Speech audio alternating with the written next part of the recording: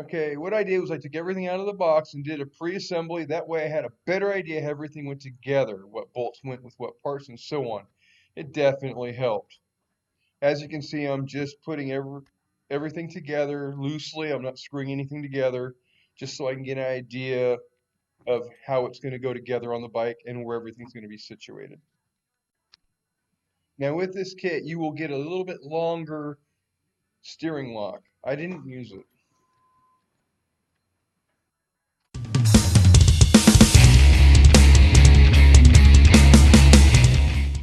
All right, and here's a list of tools you will need for the job.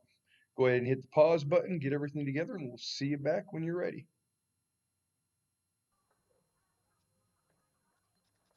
All right, you're going to use a T27 torque to remove the plastics. When removing the plastics, pull up slightly at the top. There are two plastic tabs that slide into the overflow shroud. Repeat for the other side. In this step, you'll have to remove the air box. I have provided a link below in the description on how to properly remove the air box, since I don't have one on this bike. Use a T25 torque to remove the bolt out of the coolant tank reservoir shroud. You're going to want to repeat for the other side. It's not shown, but you need to remove the rubber insert from around the key switch by lifting and pulling up away from the frame and the plastic shroud covers. Next, you're going to want to grab your bearing grease if you have any. It helps to keep you from dropping bolts when you remove the key switch.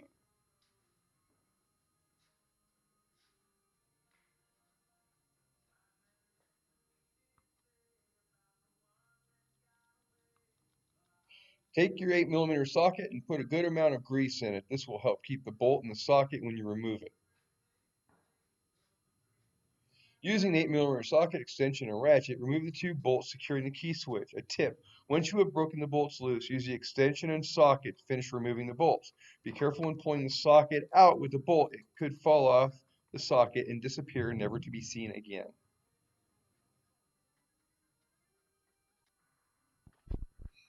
The key switch sits in a dipped area of the coolant reservoir tank, just enough that you can't just pull the switch out. Thus, it takes some luck in order to get it out. Don't get frustrated. It will come out without any force. Unplug the key switch if you haven't already done it. There is no real way to show you how to remove the switch. Be patient and just keep working at it. It will pop out, I promise. This is where the indent in the reservoir tank can be frustrating. You could drop the coolant tank, but it's not necessary. Pushing up on the bottom of the switch while pulling helps clear the coolant tank. This is a little hump on the switch that goes in this little divot in the coolant tank that makes life so frustrating. Installing the T-bar, I went left and then the right. That worked the best for me. The one of the reasons why you remove the shroud bolts so you could move them out of the way if needed.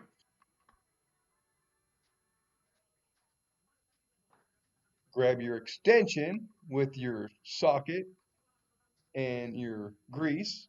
You're going to go ahead and insert the bolts loosely so that you can get an idea of where you need to trim the plastic shroud.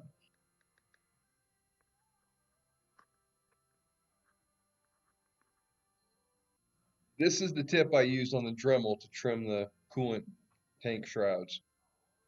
Double check the shroud and where you need to trim, because once it's trimmed up, it's no going back. You want to trim just enough to clear the T-bar and be able to get the bolt back in.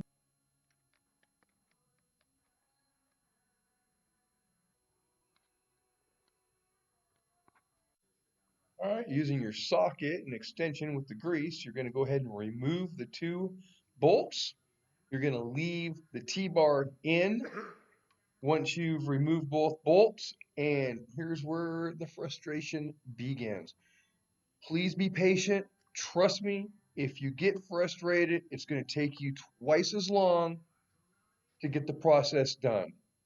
Okay, you're going to grab your key switch, thread the wire through the frame.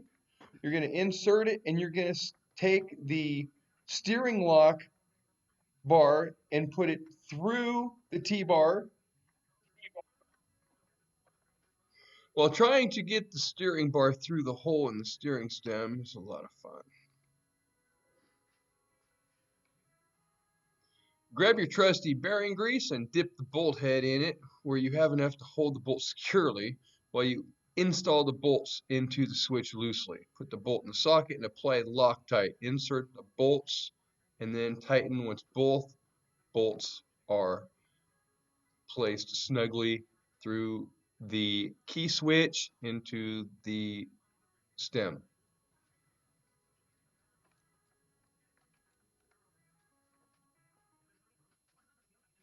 Put your towel over the instrument panel. This will protect it when you move the bars and place them on top of the panel. Use a T40 Torx bit to remove the top part of the bar perch.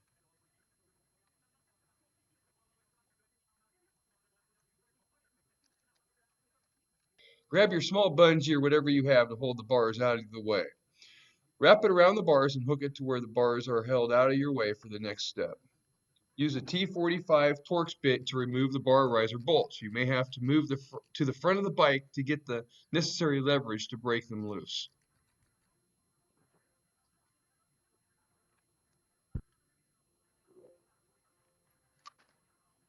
Mount the stabilizer mounting bracket with the 8mm Allen head bolts temporarily to the top triple clamp.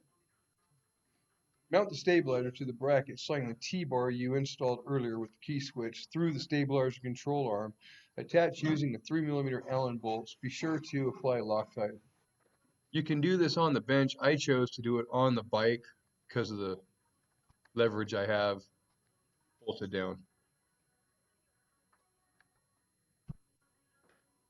Remove one bar riser Allen bolt. These are the 8mm bolts you used to temporarily hold the mounting plate to the top. Attach the bar risers one at a time using the 8mm bolt you just removed. Be sure to use Loctite, but do not tighten the bolts. Leave them loose enough that you can turn the bar risers for adjustment if needed.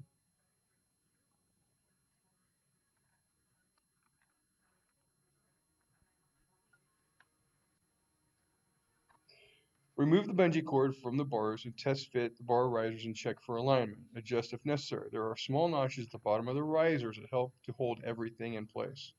Move bars out of the way and tighten the 8mm riser bolts. You might have to do this from the front of the bike as before to get them tight enough. See the manual for torque requirements. Set the bars back on the risers using the provided riser caps with 6mm Allen head bolts. Do not use any type of Loctite and leave bolts finger tight for adjusting. When tightening the cap bolts, be careful to keep the gap between the risers and cap as close to the same as possible in the front and the back. Prevent pinching.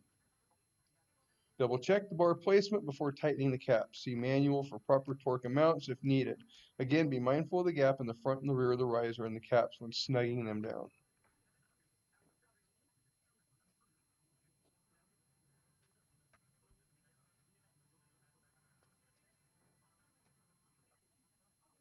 Tighten the overflow tank shrouds on both sides of the frame using the T25 Torx bit. Grab the side plastics and reattach to the bike in the reverse order from where you removed them. Pay close attention to the tabs on the upper part of the plastics to be sure that they go into the slotted portion of the overflow shroud you just tightened down.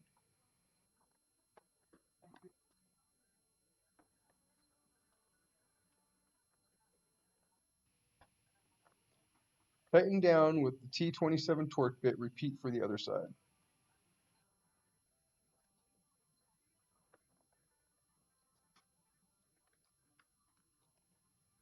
Reinstall the air box. In this video, it's the RAD auxiliary fuel tank. See the link again in the description for the video used to remove it at the beginning of this install video.